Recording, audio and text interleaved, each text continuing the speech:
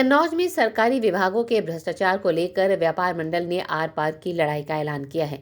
अखिल भारतीय उद्योग व्यापार मंडल के नगर कार्यालय से ये ऐलान किया गया। जिलाध्यक्ष अनिल गुप्ता ने पत्रकारों से बात करते हुए आरोप लगाया कि जीएसटी विभाग, बाट माप विभाग और बिजली विभाग अनैतिक रूप से व्यापारियों का आर्थिक शोषण कर रहा है। नगर अध्यक्ष चंद्र प्रकाश उर्फ लड़ैया के प्रतिष्ठान पर पत्रकारों से बात करते हुए अनिल गुप्ता ने कहा कि जीएसटी विभाग बिना कारण व्यापारियों से 7 साल पुराने अभिलेख मांग रहा है, जो पूरी तरह से गलत और व्यापारियों के आर्थिक शोषण करने वाला कदम है। उनका कहना है कि अभी जीएसटी लागू हुए इतना वक्त भी नहीं हुआ है और लगातार टैक्स स्लैब में बदलाव किए जा रहे हैं। ऐसे में ये लूट बर्दाश्त नहीं की जाएगी।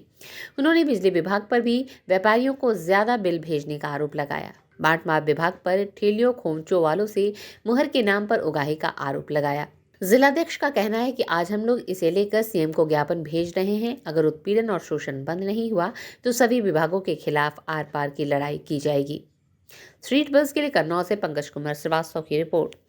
लखनऊ के विधायक निवास में जो कॉमन हॉल है, वहाँ पर हमारे प्रदेश कार्यकारिणी की बैठक थी माननीय संदीप बंसल जी की अध्यक्षता में, जो हमारे राष्ट्रीय अध्यक्ष हैं। तो कई जनपदों से ऐसी शिकायतें आई हैं कि उन जनपदों में, जैसे हमारे जनपद कन्नौज में भी हमारे व्यापारी शिकायत कर रहे हैं कि जीएसटी विभाग के द्वारा अनावश्यक व्यापारियों का आर्थिक शोषण करने के उद्देश्य से वह पिछले कई वर्षों के पुराने व्यापारियों से हिसाब किताब मांग रहे हैं, जो कि वैधानिक तरीका नहीं है। जीएसटी लागू हुए ही अभी जब पूरे 5 वर्ष नहीं हुए हैं और अभी भी उसमें अमेंडमेंट हो रहा है, उनमें संशोधन हो रहा है। 350 संशोधन खुद केंद्र सरकार कर चुकी है। तो उनको क्या अधिकार है कि पिछले 7 साल और 8 साल और 10 साल पुराना हिसाब किताब व्यापारी से मांगने का साहस जुटाएं। मैं समझता हूं कि केवल आर्थिक शोषण अपने कार्यालय में करने के लिए उसका जरिया माध्यम एडवोकेट भी हो सकते हैं। हम सब लोगों को, व्यापारियों को परेशान किया जा रहा है और व्यापारी वास्तव में कन्नौज नगर तो हमारा एक कहना चाहिए समृद्धशाली नगर है। यहाँ पर व्यापार भी हमारे इत्र वगैरह के बहुत उच्च स्तर पर हैं। कहीं ना कहीं वो लोग अपने आर्थिक शोषण का जरिया बनाना चाहते हैं। मैं चेतावनी देता हूँ जीएसटी विभाग के अधिकारियों को कि वह किसी भी प्रकार का ऐसा दुस्साहस न करें, अन्यथा हमारा संगठन उनसे दो हाथ करने के लिए भी तैयार मन बना बैठा है।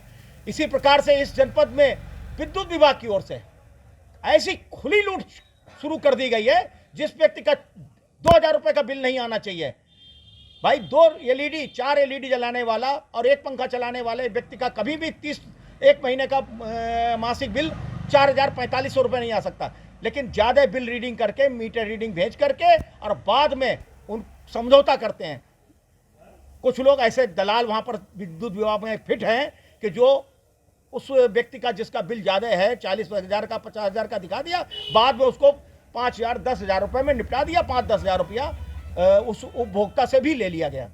इसी प्रकार से कांटा बाट माप विभाग के द्वारा इंटीरियर क्षेत्र में जो छोटी छोटी बाजारें लगती हैं, उसमें जाकर के 500-500 रुपया जो सब्जी बेचने वाले हैं उनसे लिए जा रहे हैं कि तुम्हारे में सील नहीं है, तुम्हारे में वो नहीं है। आदमी 500 रुपया 1000 रुपया की सब्जी लेकर के अपना जीविकोपार्जन कर रहा है और उससे आप 500 रुपये जाते हैं कि सील नहीं तुम्हारे बाट में है, तुम्हारे उसमें नहीं है। अरे कोई ऐसा बाट माप विभाग का बहुत बड़ा कोई सेंटर हो जो उस चीज़ के उस अंतर्गत आता हो। ये छोटे छोटे लोग जो हैं 50-50, 100-100, 500-500 रुपये प्रतिदिन आर्थिक अर्थोपार्जन करने वाले, वो कैसे आपको आपकी धनुवाई का बर्दाश्त कर पाएंगे।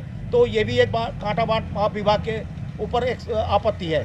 दूसरा, हम सब लोग कहीं ना कहीं किसी भी सरकारी कार्यालय में जाइए जनपद में, वहाँ के कर्मचारियों के द्वारा, वहाँ की नौकरशाही के द्वारा व्यापारी समाज सहित आम समाज का भी आर्थिक शोषण हो रहा है।